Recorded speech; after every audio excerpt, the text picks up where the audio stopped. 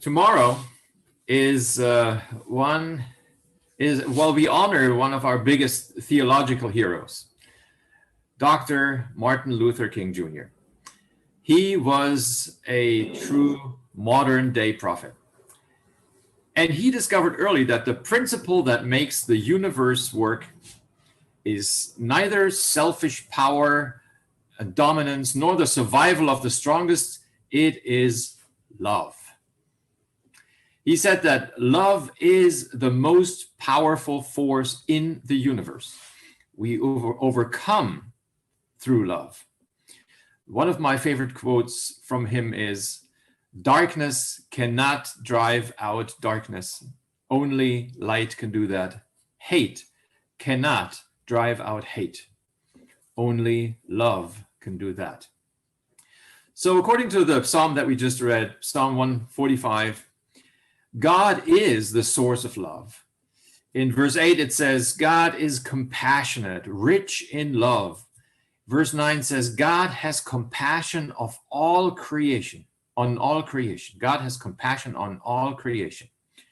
So according to this psalm, it is God's love that is the central, spiritual, and guiding power of the world.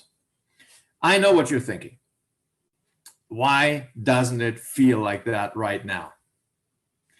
Following the January 6th events, we all feel sort of a sense of insecurity. We realize that for the first time ever, even our American democracy is assailable following this coup attempt by Trump and his followers.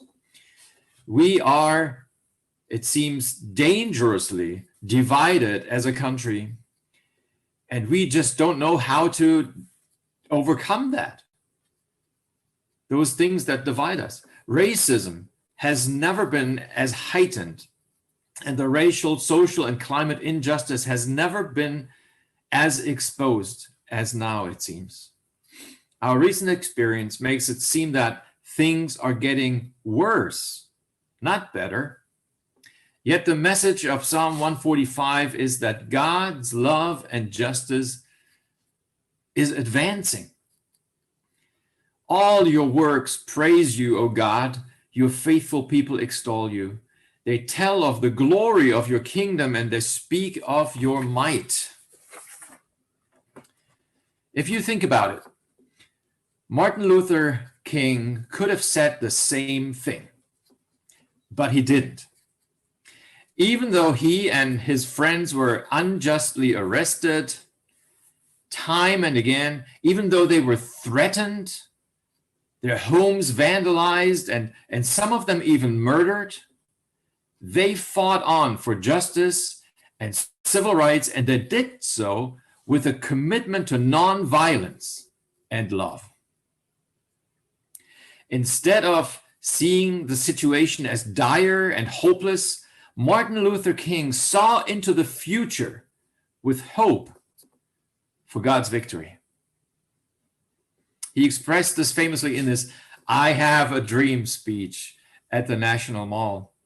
In another speech, he talked about the arc of the moral universe being long, but it's bending toward justice. This is a fascinating concept to me, and I would like for you to listen to this 1-minute recording of Martin Luther King in his own voice, where he talks about this arc of the moral universe, which is long, but it bends toward justice.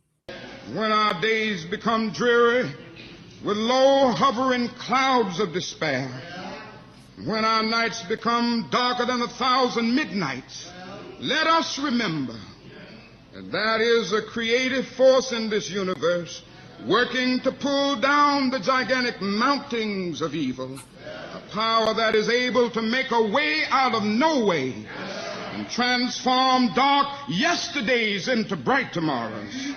Let us realize that the arc of the moral universe is long, but it bends toward justice. Let us realize that William Cullen Bryant is right. Truth crushed to earth will rise again. This is our hope for the future. With this faith, we will be able to sing in some not too distant tomorrow with a cosmic past tense. We have overcome. We have overcome. Deep in my heart, I did believe we would overcome. If Martin Luther King Jr. were alive today, I can imagine he would insist that the arc of the moral universe is still bending towards justice, no matter how bleak things may look. I thought for sure we had turned a corner as a country, as a society, when we elected and then re-elected Barack Obama as president of our country. But then all that ugliness, the racism, the white supremacism, the Trumpism came to the fore in the last 4 years. But you see, Martin Luther King would say to us that all that bad stuff you see happening today, it's not the beginning of a new thing. It's the pain of something old and something ugly that is dying. All that racism that's rearing its ugly head is a backlash of the white establishment who are unwilling to lose an unjust privilege that they hold on to, that we as white folks will have to share all of the privileges and the resources, the governance. We have to share it with everybody else like we're supposed to. But there is a resistance to that, and that's why you see this ugliness. I believe that we are experiencing the birth pangs of something beautiful.